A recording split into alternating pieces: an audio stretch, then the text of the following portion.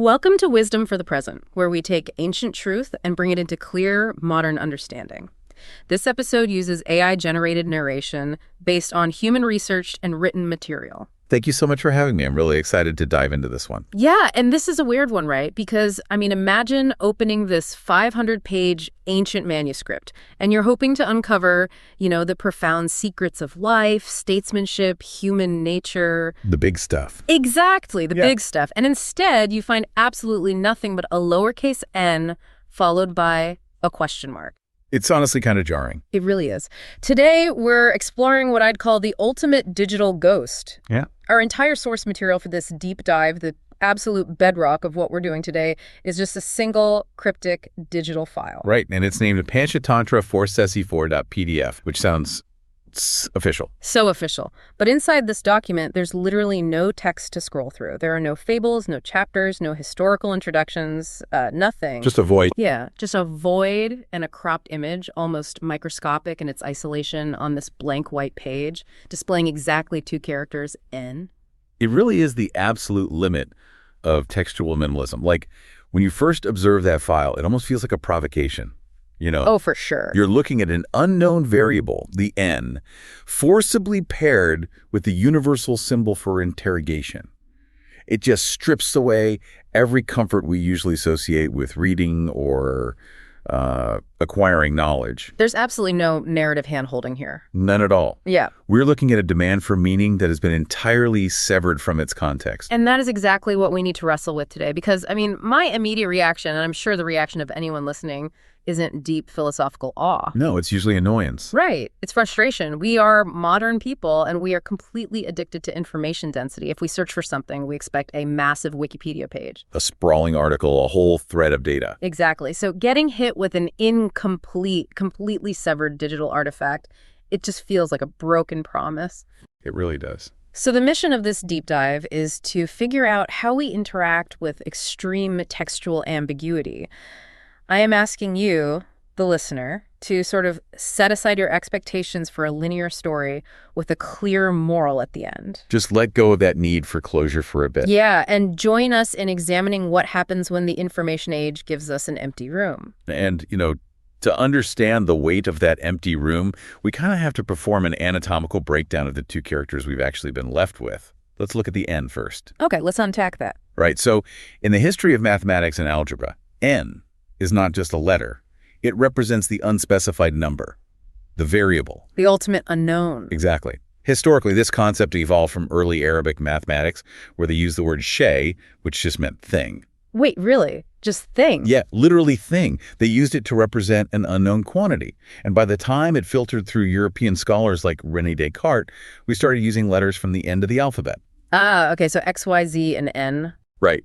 And N eventually became the standard placeholder for an indefinite integer. Yeah. So it is the literal symbol for the thing we do not yet know, but are, actively trying to solve for.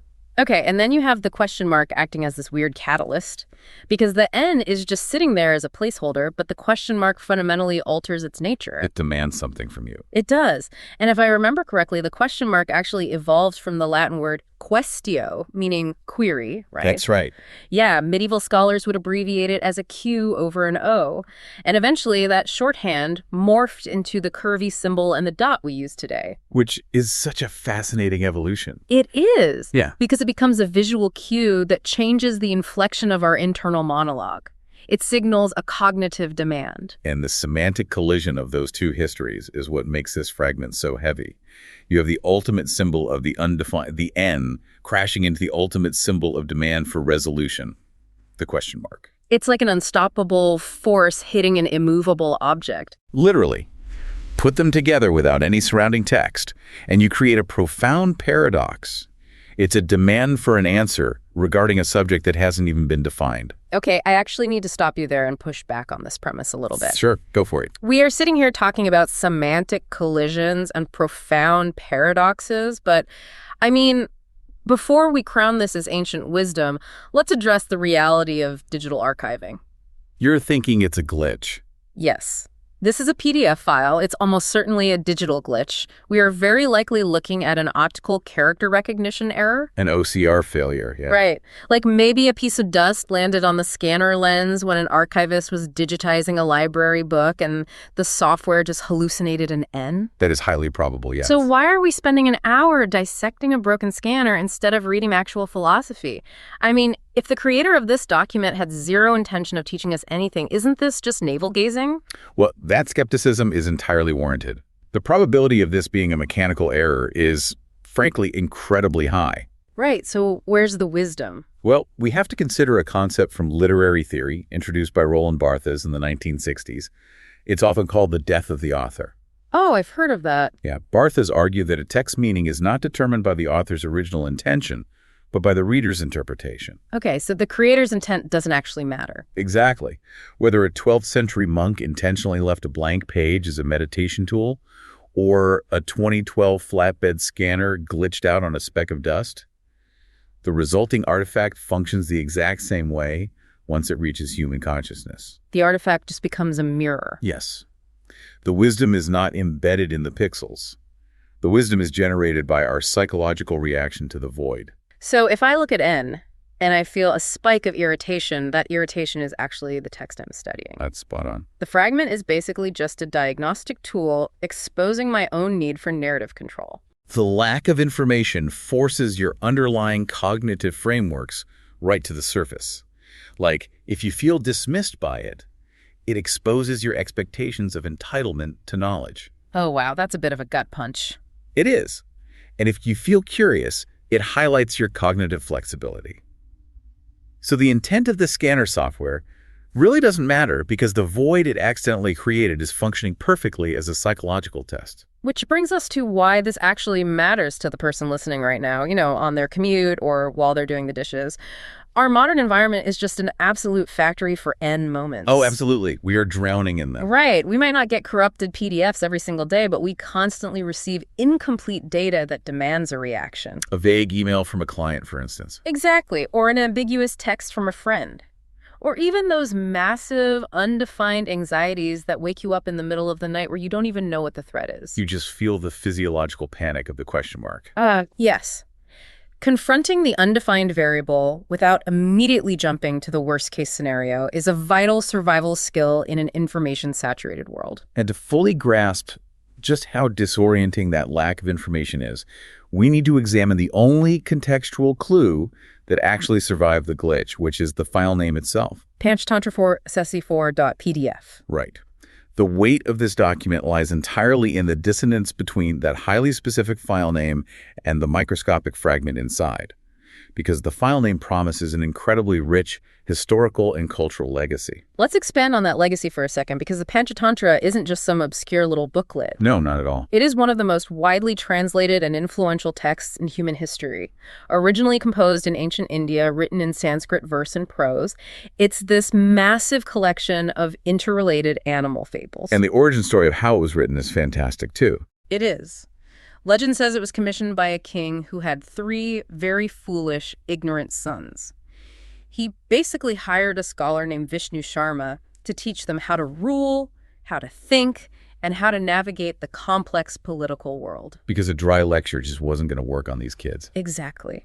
Sharma realized they wouldn't sit through dry lectures on statecraft, so he wove these profound lessons into entertaining stories about cunning jackals, foolish lions, and deceitful crocodiles. And the scope of its transmission across human history is just staggering. From Sanskrit, it was translated into Middle Persian and then into Arabic as Kalilu Dimna, which became an absolute masterpiece of Arabic prose. And it didn't stop there. No. From there, it moved into Greek, Latin, Hebrew, and eventually spread all across Europe. It influenced everything from Aesop's later collections to the fables of La Fontaine. So when you see Panchatantra in a file name, you are looking at a linguistic lineage that has survived empires rising and falling. Survived library fires. It's centuries of manual transcription by scribes across like a dozen different cultures. And the specific section referenced, Book 4, adds this layer of irony that is just almost too perfect to be real. It really is incredible. Book 4 of the original Panchatantra is traditionally titled Lab Papranasam, which roughly translates to loss of gains. Yes. The entire section is dedicated to stories about how we lose the things we have managed to acquire, usually through our own foolishness, panic, or just a lack of foresight. And the most famous story in that section is about a monkey and a crocodile. Oh, right, the heart in the tree story. Exactly, yeah. The monkey lives in a rose apple tree and befriends a crocodile. But the crocodile's wife becomes jealous and demands the monkey's heart to eat. Which is just brutal, but, standard fable stuff. Standard fable stuff, right? So the crocodile, who is torn but ultimately deceitful, invites the monkey across the river, fully intending to drown him. But he just can't keep his mouth shut, can he? No, he literally just confesses his plan halfway across. So the monkey, trapped on the crocodile's back in the middle of the water, has to use his wit. He has to think fast. Right. He says, "Oh, why didn't you tell me? I keep my heart safely hidden in the hollow of the tree. Take me back, and I will give it to you." Which is just brilliant. It is. The foolish crocodile returns to the riverbank. The monkey leaps to safety, and the crocodile loses his prize because he couldn't just keep his mouth shut. It is a total masterclass in how easily acquired things are lost. Which makes the reality of this PDF absolutely tragic, but deeply, deeply humorous. I mean, we are looking at a digital file promising ancient wisdom on loss of gains, and the file itself has literally lost its own contents. It is the ultimate loss of gains. Right. After surviving 2 millennia of precarious translations from Sanskrit to Arabic to Latin, the text finally makes it to the supposedly indestructible digital age. The indestructible digital age, and gets wiped out by a formatting error, reduced to just N. It forces a confrontation with our modern hubris regarding digital permanence. We operate under this naive assumption that once something is digitized, it's immortalized. Oh, totally. We think it's safe in the cloud forever. But archivists know all about bit rot and link rot. Formats become obsolete. Servers degrade. We are currently creating a vast digital dark age because our storage mechanisms are actually highly unstable. That's a terrifying thought. It really is. This tiny PDS is the digital equivalent of uncovering a grand Roman temple, only to find that the statues, the mosaics, and the altars have all been looted, and there's just a single, unintelligible scratch on an empty marble floor. Wow. That analogy hits hard. History isn't a complete PDF. It is mostly missing pages. Mostly gaps, yeah. We are constantly losing context, leaving future generations with digital fragments that they are going to have to interpret. Our entire understanding of the past is essentially a massive exercise in filling in the blanks around an endless series of N variables. And that macro-level historical loss perfectly mirrors the micro-level psychological loss we experience on a daily basis. How so? Well, when we encounter the N in our modern lives, we are dealing with the digital void. Mm-hmm. We've engineered a society that promises immediate, comprehensive data. Right, I want it now. Exactly. If you have a question about the capital of Peru or the boiling point of lead, you expect the answer to materialize on a glowing rectangle in your hand within, milliseconds. We have literally outsourced our patience to search engines. That is exactly the issue. When the search engine fails, or when human communication fails to provide that instant clarity, we experience a violent halt. It's like hitting a brick wall. In neuroscience, there's a framework known as the free energy principle, proposed by Carl Friston. It basically suggests that the brain is essentially a prediction engine. A prediction engine. Right, meaning it hates surprises. Exactly. It's constantly generating models of what is about to happen next to minimize surprise. When the sensory input matches the prediction, everything is calm. But when it doesn't? When the input wildly contradicts the prediction, the brain registers a massive prediction error, which we physically experience as stress, confusion, or anxiety. So the brain expects the next sentence of the fable. Instead, it gets a blank white page and an N. The prediction error is absolute. It's like a broken line of code crashing an entire operating system. The computer doesn't know how to process a command that has no parameters, so it just freezes. The vacuum is created. Mm-hmm. And because a cognitive vacuum feels like a biological threat, our psychology attempts to fill it as rapidly as possible, usually with the most negative available data. Why do we always go negative, though? Because anticipating a threat is much safer from an evolutionary standpoint than anticipating a pleasant surprise. Okay, let's ground this in a relatable everyday nightmare.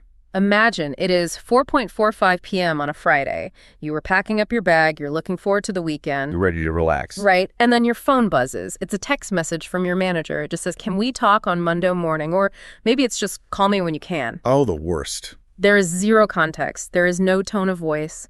There is just the request for a conversation. That text message is the N. It is the pure, undefined variable. Yeah. The request for the meeting is the N, and the impending date of the meeting is the question mark. And what do our brains do in that scenario? Do we calmly think, an unknown variable regarding my employment, I shall peacefully observe it until Monday? Absolutely not. No. We crash the system. We assume we are getting fired. We assume the massive project we just submitted was a total failure. We spin out completely. We spend the next 48 hours experiencing the actual physical cortisol response of being unemployed, all based on a vacuum. We write an entire tragic novel in our heads based on a single missing piece of information. We project our internal state onto the ambiguous data. If your baseline state is insecurity, the N becomes a confirmation of your inadequacy. Right. If your baseline state is suspicion, the N becomes proof of a conspiracy against you. In interpersonal relationships, getting a text that just says K with a period instead of an exclamation mark Oh, that's brutal. can send someone into a total spiral of relational anxiety. We do not wait for clarification. We catastrophize. Which brings us to the most vital part of this deep dive. We can't just diagnose the anxiety of the void. We have to figure out how to live with it. We need practical application. Yes. If someone is listening right now and they are currently trapped in the weekend-long panic over that ambiguous text from their boss, how do they use this concept? How do we take the N from a source of panic to a tool for resilience?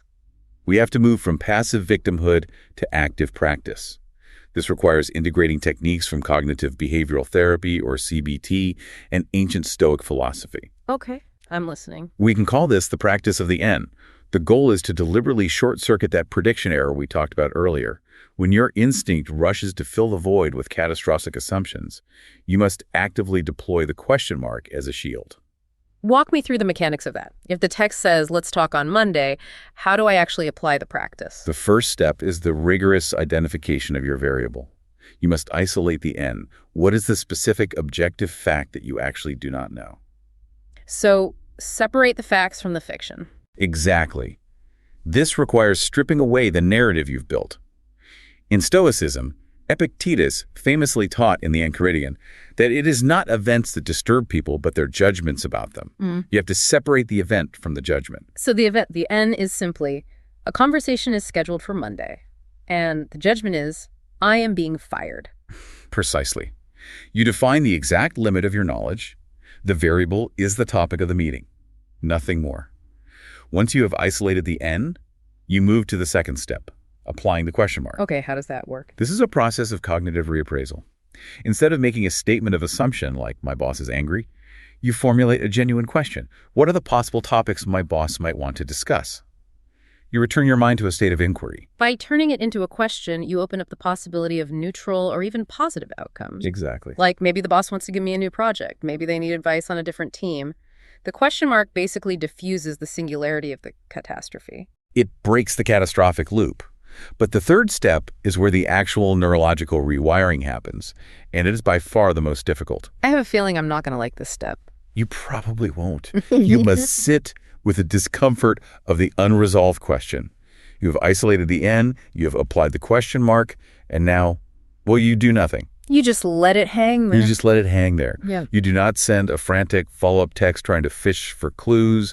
You do not spend hours analyzing previous interactions for signs of failure. You allow the N to exist as a neutral entity in your mind. You are asking people to just calmly hold a live grenade of uncertainty. That feels incredibly counterintuitive when every nerve ending is screaming for resolution. It is deeply counterintuitive, but it's a psychological process known as habituation.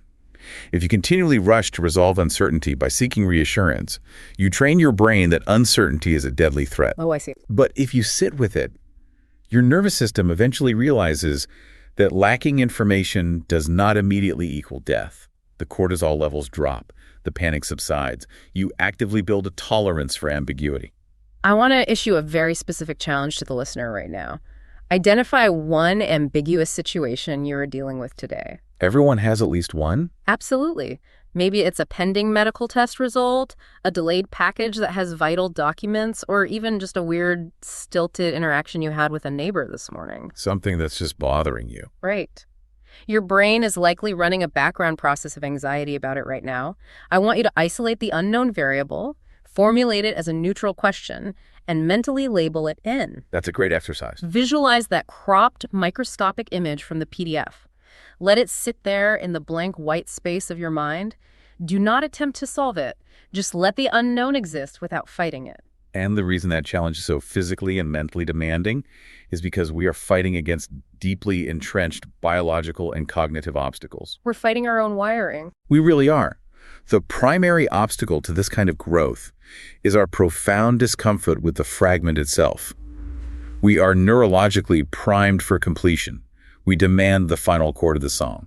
We briefly touched on the brain being a prediction machine, but let's go deeper into the mechanics of why an open loop hurts so much. Sure. Like if I watch a movie that cuts to black right before the climax, I don't just feel mildly annoyed. I feel physically agitated. There's a lingering tension that can last for days. Why are we wired to hate the fragment so aggressively? It comes down to a really well-documented psychological phenomenon called the Zeigarnik Effect. The Zeigarnik Effect. Yeah. In the 1920s, a Lithuanian-born psychologist named Bluma Zeigarnik was observing waiters in a busy Viennese cafe. Okay. She noticed something fascinating. The waiters could remember incredibly complex, lengthy orders for tables that had not yet paid their bills. But the very moment the bill was settled and the interaction was completed, the waiters almost instantly forgot the details of the order. Wow. So the completion of the transaction literally wiped the data from their working memory. Yes, exactly. Zeigarnik conducted a series of experiments and proved that people remember uncompleted or interrupted tasks significantly better than completed ones. That makes so much sense. When a task is initiated, it creates a task-specific tension in the brain, which actually improves cognitive accessibility. The brain keeps the file open, so to speak, consuming working memory and cognitive load. And an unresolved N is a permanent open file. Precisely. Your brain interprets that open loop as a biological threat. Because from an evolutionary perspective, an open loop on the savanna usually meant danger. Oh, absolutely. If you hear a rustle in the tall grass, that is an unknown variable. That is an N. If you ignore it and just sit with the ambiguity, you might get eaten by a lion. Your brain rewards you for achieving closure. Right. It rewards you for figuring out exactly what made the noise. We are literally the descendants of the primates who were deeply anxious about open loops. We evolved to be intolerant of the void. And in modern society, where the rustle in the grass is usually just an ambiguous email or a delayed flight, that biological hardware is severely misfiring. We're treating emails like lions. We are. We are deploying life or death neurological responses to administrative uncertainties. This is why we demand narrative closure so aggressively. It's why we binge watch television shows. We just cannot handle the open loop of a cliffhanger. But the reframe you are offering here is that the frustration we feel when looking at the N is actually the point. Yes. If we only ever consume completed thoughts, if every movie wraps up perfectly, if every email is perfectly clear, if every ancient text is fully translated with a neat moral at the end, we never flex the muscle of curiosity. Exactly. We never train the nervous system to handle ambiguity. The obstacle is the path. The intense frustration you feel when staring at the fragment is the exact resistance needed for psychological growth. It's a cognitive gym. Yeah. You are lifting the weight of the unknown, and it feels heavy because it is supposed to feel heavy. That is how the tolerance for ambiguity is actually built. I love that analogy. It's work. It is work, but as much as I love the idea of using a corrupted PDF as a cognitive gym, I think we need to apply some strict discernment here. I agree, we do. Because we are extracting a massive amount of psychological framework out of basically 2 pixels on a screen. There is a real danger of slipping into apophenia, right? That tendency to perceive meaningful connections between unrelated things. Oh, for sure. It's the same cognitive glitch that makes people see faces in the clouds or believe a water stain on an underpass is a divine omen. We have to be really careful not to romanticize what is essentially just digital noise. Discernment is crucial when analyzing fragments. Apophenia and pareidolia, which is seeing faces in inanimate objects, are side effects of that exact same evolutionary pattern recognition software we were just talking about. I just want meaning so badly. We are so desperate for meaning that we will force a profound philosophical narrative onto a broken OCR scanner. We have to validate the listener who is sitting there thinking, this is absurd, it's just a bad scan. Right. They aren't wrong. No, they are employing excellent critical thinking. Because if we elevate every glitch to the status of a guru, we completely abandon our intellectual rigor. We start treating a lack of information as inherently superior to having information. Which is a dangerous trap. It is. We shouldn't stop reading full books just because fragments are interesting. Ignorance is not wisdom. Ignorance is not wisdom, but the management of our ignorance requires profound wisdom.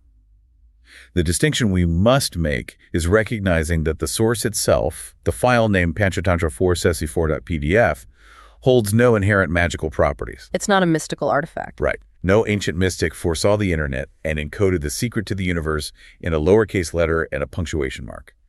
We do not endorse the fragment as a substitute for robust contextualized knowledge. So the value is entirely in the process, not the object itself. We are using the fragment as a diagnostic tool to map the limits of our own knowledge and our emotional reactions to those limits. We are acknowledging the literal reality, hey, it's a broken file, while simultaneously utilizing its metaphorical utility. It is a really delicate balance. But when we look at how humanity has managed the unknown throughout history, we find that the N is not just a digital anomaly. It's a universal pattern. It connects to massive universal human concerns across countless disciplines and wisdom traditions. Every field of human inquiry eventually hits a wall where the data stops, and they are first to deal with their own version of the fragment. I'm really glad you brought that up because the cross-disciplinary connections here are fascinating to me. Like, if we look at astrophysics, the ultimate N is dark matter. Oh, that's a perfect example. It is a concept that perfectly mirrors our two-character PDF. The history of dark matter is essentially the history of science grappling with a massive unknown variable. In the 1970s, an astronomer named Vera Rubin was studying the rotation curves of galaxies, specifically Andromeda. According to the laws of Newtonian physics, the stars at the outer edges of a galaxy should orbit much slower than the stars near the dense, heavy center. Right, because of gravity. Exactly. But Rubin observed that the stars on the edges were moving just as fast as the ones in the middle. The galaxies were spinning so fast they should have literally flown apart, torn to pieces by their own momentum. But they weren't flying apart. No, they weren't. Which meant there had to be some invisible mass, an enormous amount of gravity holding them together that we simply could not see. Right. Scientists calculated that the visible universe, every star, planet, and dust cloud we can actually detect, only accounts for about 5% of the universe. That is wild. Roughly 27% is this invisible substance they call dark matter. It does not emit light, it does not reflect light, it does not interact with electromagnetic forces, it only interacts through gravity. So it is cosmology's ultimate N. It really is. Astrophysicists know it is there because of its effect on the things they can see, but its true nature remains fundamentally undefined. They have to accept the unknown variable to make the equations of the universe function. They are literally forced to sit with the ambiguity. If they demanded immediate closure, they would have to discard the laws of gravity entirely. Which obviously they can't do. Right. Instead, they just hold the N in their equations. And if we pivot from the cold, hard equations of astrophysics to the deeply subjective realm of spirituality, we see the exact same mechanism in Zen Buddhism. Yes, the koans. The N in our digital file functions almost exactly like a koan. The tradition of the koan is one of the most sophisticated technologies for confronting the limits of human logic. In Zen practice, a koan is a paradoxical anecdote, a riddle, or a statement used by a Zen master to provoke the great doubt in a student. Like, what's an example? Well, the most famous example, popularized by the 18th century master Hakuin Ikaku, is 2 hands clap, and there's a sound. What is the sound of 1 hand clapping? And the immediate instinct of the Western logical mind is to try and solve it, right? We think, oh, maybe it's the sound of snapping fingers, or the sound of the wind, or the sound of silence. But the point of the koan isn't to solve it like a math equation. What is the point, then? The point of the koan is to exhaust the logical mind. The student meditates on the unanswerable question until the standard, dualistic, problem-solving machinery of the brain essentially overheats and gives up. It just crashes. Yeah, this cognitive short circuit produces a physiological and psychological state of immense openness.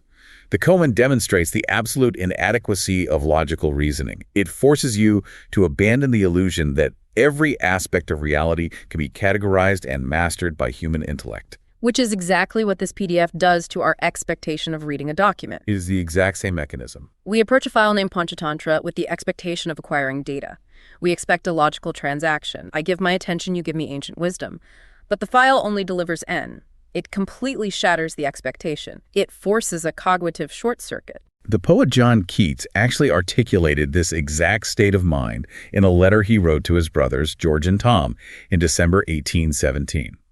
He was trying to explain what makes a truly great writer, like Shakespeare. Okay, what did he say? Keats coined the term negative capability. He defined it as the state when a person is capable of being in uncertainties, mysteries, doubts, without any irritable reaching after fact and reason. Oh, wow. Without any irritable reaching after fact and reason.